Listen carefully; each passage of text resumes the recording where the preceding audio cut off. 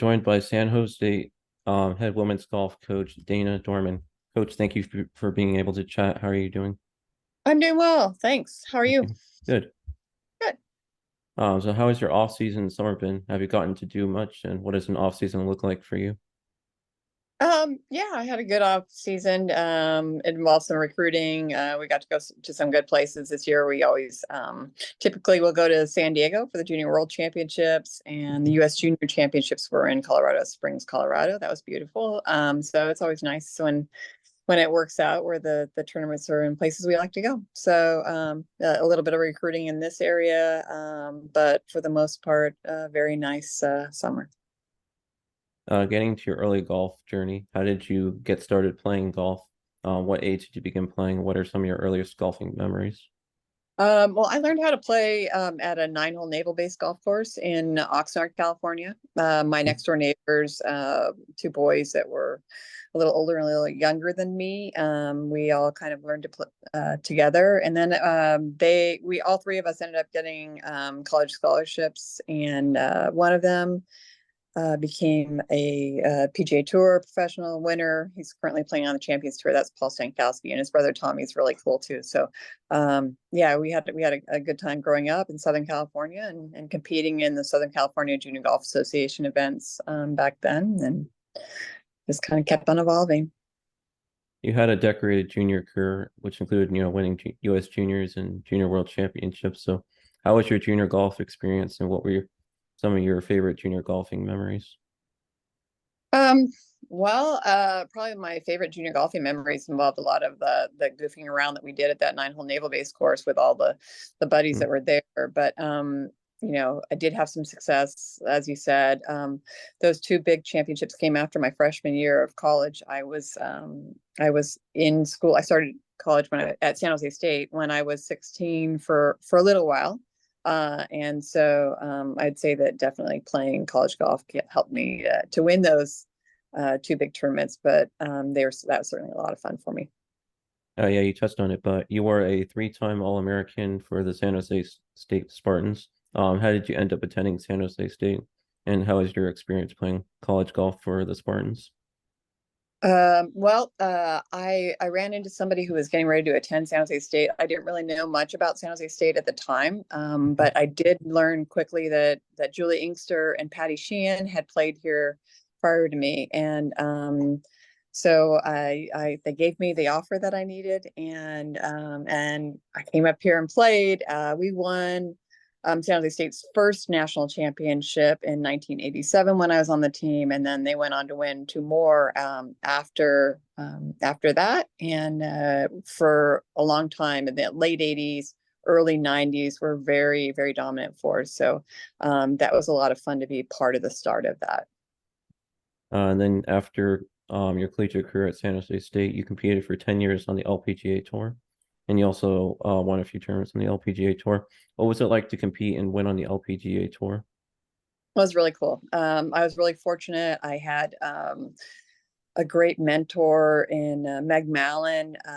I finished second in my very first LPGA Tour event, and she finished first. And long story short, my husband caddied for Meg for 6 years after that. And so she had an amazing career. It's now in the World Golf Hall of Fame. And I did okay too. So yeah, it was a great time. It was very exciting. I'm really grateful I had that opportunity to do that. After 10 years, I was ready to settle down. We had traveled around with our oldest son for 5 years, and it was time to settle down a little bit and get him in kindergarten. And that's when I decided to retire from the tour. So lots of fun while it lasted. Any notable players you got to compete against on the LPGA Tour, and are you friends or do you keep up with any of your competitors from your time on the LPGA Tour? Yeah, well, as mentioned, Meg Mellon, Beth Daniel, Annika, Sorenstam more recently, she was out there.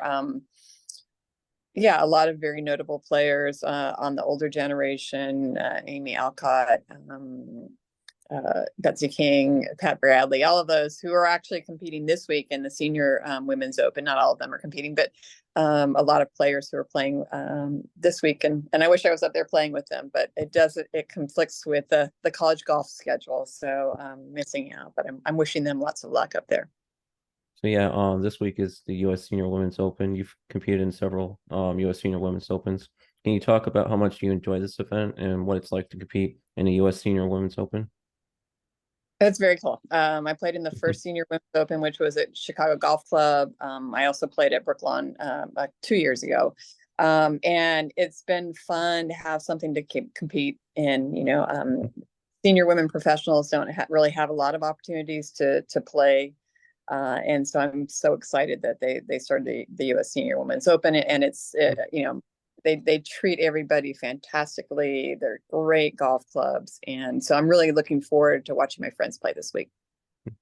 And you've competed in 14 U.S. Women's Opens. What is it like to compete in the U.S. Women's Open? And what was it like to see the U.S. Women's Open be held at Pebble Beach this season? Well, the USGA knows how to do things right, that's for sure. So, playing in the US Open, it's the courses are always just really, really amazing and difficult. They do have a certain way of setting up their courses that might favor high ball hitters.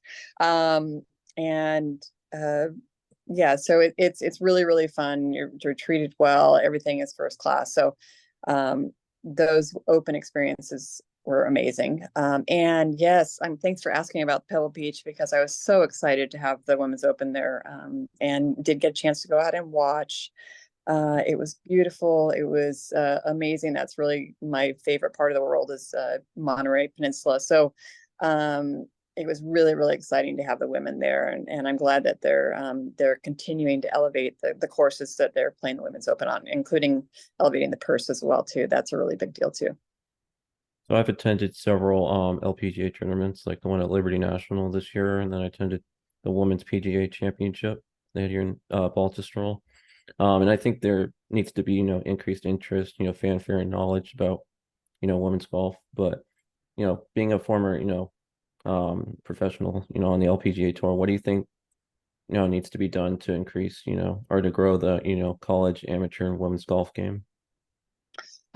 Well, I think that it's really exciting that the USGA, again, they're in the process of starting a national development program for US golfers. A lot of I have a lot of European players on my team who have benefited from their national programs, specifically Sweden and Spain, and a lot of the European countries do have these development programs, which I think will work really well with what we're doing. Obviously, we're doing a lot of development in college golf, but having this where they can develop a little bit more during the summer, and maybe for student athletes that don't have the financial resources to compete during the summer, this will give them a big boost to be able to have that ability. So that part is really exciting. I think telling the stories of the players, once you get to know them, people really enjoy following them with their personalities. So more storytelling, more podcasts like you have going on here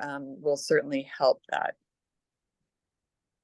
You're a member of the Golf Coaches Association of America Hall of Fame. What does it mean to be part of this Hall of Fame, and what other notable coaching awards have you received?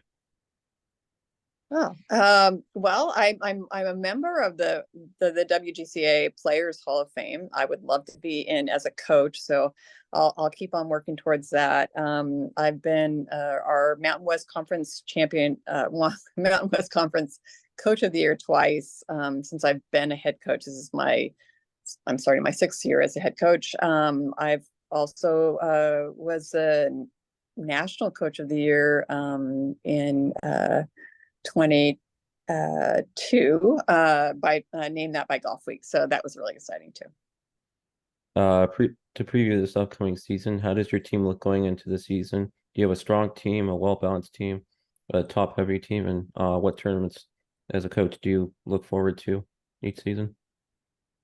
Well, there's always a lot of excitement and uncertainty going into the fall. I have two really, really strong returners coming back in Kaisa Arvafjell and Luthia Lopez Ortega. Luthia finished second at nationals to Rose Zhang last year, and Kaisa has been an amazing player. This is her 5th year. We're really happy that she's come back, and she's our conference player of the year. We have we have 3 new players on our team that we're getting acclimated, and some really strong returners. So I'm very optimistic about what we're going to do this year. But yeah, it's always a little uncertain as you started out. So I don't want to build it up too much, but I feel like we're going to be strong contenders. Once again, 2 years ago, we finished ranked 3rd in the country. Last year, we finished ranked 13th. So I'm hoping that we're going to be right in that area again this year. So I have 2 questions left. Coach Barrett was recently named your associate head coach. How did this come about, and what does Coach Barrett bring as part of your coaching staff? Courtney is an amazing asset for our program. Yeah, we're really happy that we're able to do that, give her a promotion.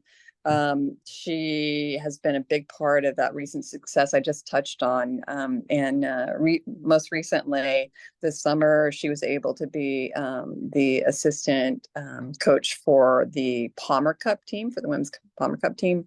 And she's just a really, really great heart for coaching and brings out the best in all of our players. So I'm really glad that we were able to elevate her title there and keep her around San Jose State. My final question is, what do you enjoy most about being the San Jose State head women's golf coach, and what does it mean to be back at your alma mater as the head women's golf coach? Um, it's amazing. I mean, I bleed blue and gold. I am super, super grateful for the opportunity, like I touched on at the beginning of the interview, to come and compete at San Jose State. It has done so many great things for me, and so to have the ability to share that with a new generation of players and work on our motto here is strong women come from here, and so we try to remember that in the decision making that we have, whether it's in golf or in life. We want them to leave San Jose State better than they were when they arrived, and being willing to take the world on, in a strong way. So I'm very grateful to have the opportunity to do that here.